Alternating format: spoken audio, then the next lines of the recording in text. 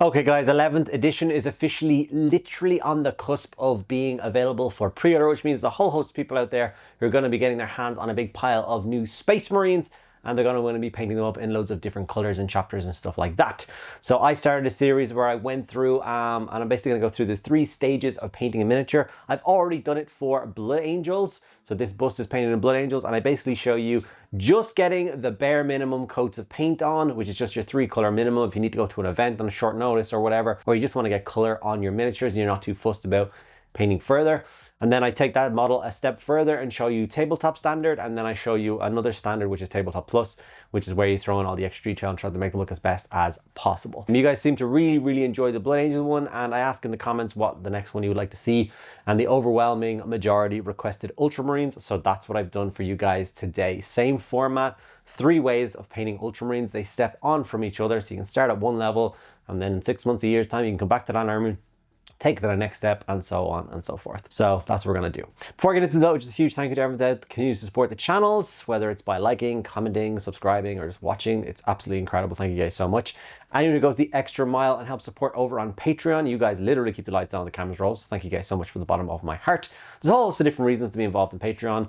We do extra videos, we do extra podcast episodes, there's private Discord server, and we do giveaways every single month. Last month we gave away a Mechanicum Army box set, and this month, well, it hasn't arrived yet, but it should just be here showing it to you, but we're actually giving away a full Armageddon box set. So if you're in the market for an Armageddon box set and you want to get one for free maybe, then sign up to the Patreon, and I will pick one of my lucky patrons to win it at the end of the month. So, okay, without further ado, let's dive in and start painting up this Ultramarine. Okay, so this is the bust, same one we used for the Blood Angels one. The only difference between this video and the Blood Angels one is I'm not going to be doing 3 like I did with the Blood Angels one. It just added so much extra time, and I don't think it added that much to the video. So we're just going to follow along with the one and just take kind of progression photos as we go. So we sprayed the model black, and then we sprayed the model Grey Seer to give ourselves a nice base coat for the contrast. And then we went straight in with that Ultramarines blue contrast and started carefully applying it to all of the armor panels. Now, like I said on the last one, if you are planning on just leaving it at this stage, you need to be more careful with the contrast. You're going to try and not have as many streaks. If you're just trying to get this army, you kind of painted it on the tabletop. That stage is important to make sure there's no blotching or no streaking or anything like that. If you're planning on pushing through to the 2nd or 3rd stage, it won't matter as much because we'll be going back over some of the armor panels and kind of neatening them up and stuff with other colors later on. Black Templar contrast was then used for all the soft seal and black sections on Space Marine or Ultramarine armor. So obviously any of the soft joints where kind of knees and elbows bend. Some weapon casings potentially can be black or anything else like that. Next, we bring in Wildwood for all of the leather pouches and holsters for his pistols, grenade, and obviously all of his extra magazines. Simple coat, but just make sure you get it all done. A lot of people also ask me about these busts, specifically where the hell did I get them? And I say this same sentence a bunch whenever I do 3D printed thing. Obviously, this miniature is breaking the IP. It's property of Games Workshop. Someone else has like stolen or copied it or whatever. Which means if I share it and Games Workshop gets wind of it, they will send that guy a letter to take it down. And I don't want to be the one responsible for that. So unfortunately, I won't be sharing where I got the model from. I'm sure if you Google search, Space Marine busts, you'll find some stuff to do, but I won't be responsible for having someone else's work taken down. So, moving on to Retributor Armor Gold and doing all of the gold details. So obviously on an Ultramarine, they are festooned with gold. So the chest Aquila is going to be gold, the shoulder trim is going to be gold. And obviously on this particular bust, they have this beautiful big ornate shoulder pad, which we're going to do in gold as well. So just take your time, make sure you get those bits all blocked in nice and neat. Next, we move on to Lead Belcher and block in all the other metallic sections. So normally this would be the bolt gun and stuff, but there's no bolt gun on a bust. So some of the pipe work on the side of the helmets, a bunch of the power pack on the Mark 10 stuff is actually silver, and other details like that.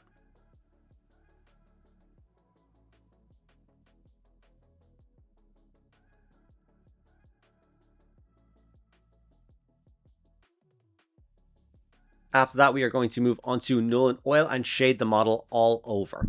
And this will basically bring to a close the step one. So if you just want to get models out of the box and on the tabletop with a full coat of paint, these are all the steps you need to do that. If I faced off against an Ultramarines army with someone who isn't really keen on painting, they just really like the gaming side of it, and they went through the effort of making their models look like this, I would be super happy to play against them. I think they would have done a great job, and they should be proud to put an army like this on the tabletop.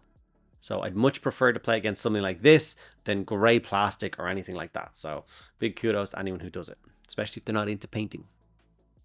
But now we are going to go to tabletop standard, where we are going to go in and add a little bit more detail, try and tidy it up a little bit, and just take it to my kind of normal step. If I'm doing most armies, I will take it to this step. It's only armies that I have a real love and passion for that I'll take to that third step.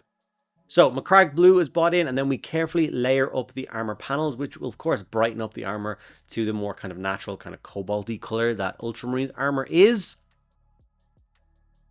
Me personally, I actually go for Kaldor Sky. That's the tone of armor that I prefer for Ultramarines, but that's just my personal preference, so it's not what I'm going to be using in this video.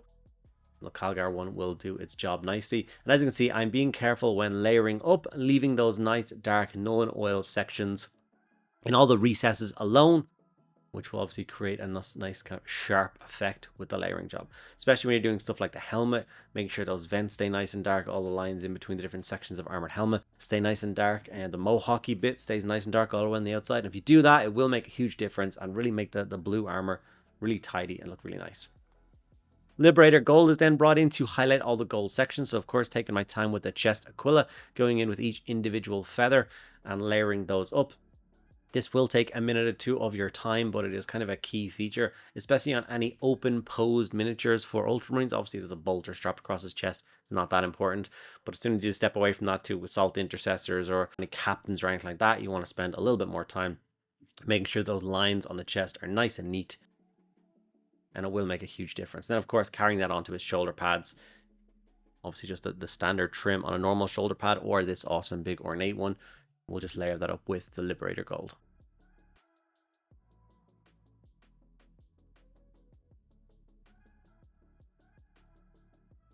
With that, we have the gold done on the miniature, and it's starting to look nice and sharp.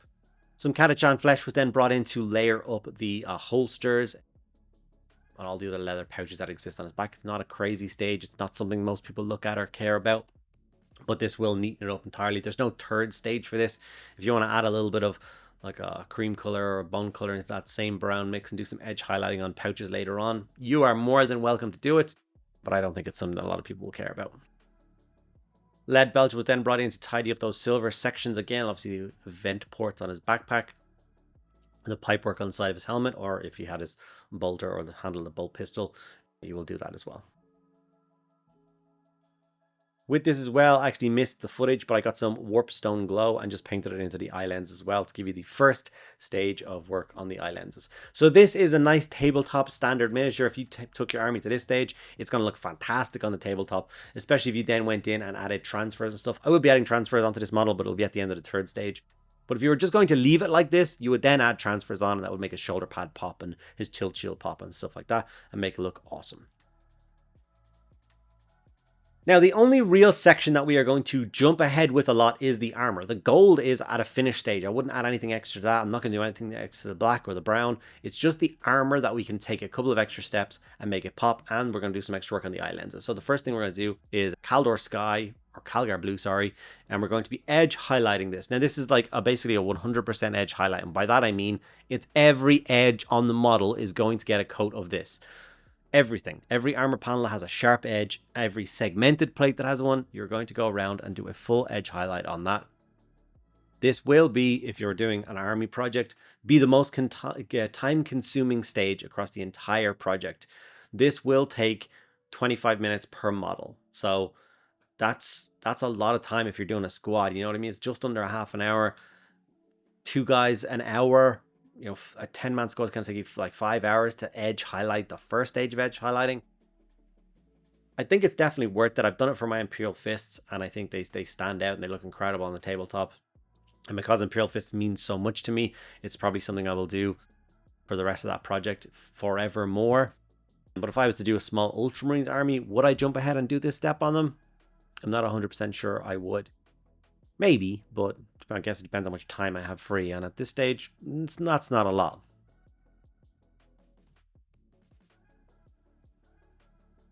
But as you can see, that edge highlight does add quite a lot. It definitely defines the armor panels and makes them pop quite a lot. We're now going to journal up to Fenrisian Grey, and this is like a 30% edge highlight. About 30% of the edges we are going to do. And basically all you do is you go from every point and you just go a little bit out from each point on both sides. On either corners and stuff like that is where the armor is going to be the brightest. So that's where you're going to add that like little 30% edge highlight. This once again will elevate the armor quite a bit, make it look really nice. It does show the effort you put in. That's one of the things. Although it takes time, it does, like, you look at it and you're like, wow, that looks like I put in the time. Now this doesn't take 25 minutes a model. Obviously it was 100% of your time takes like 25 minutes. So if you're only going to do 30% of your time, it's only going to take 5 minutes maybe to edge highlight each one of them with that middle stage, the Fenrisian. You tend to move quick, and obviously you know all the corners because you already edge highlighted. You're not searching around for them, which is really helpful.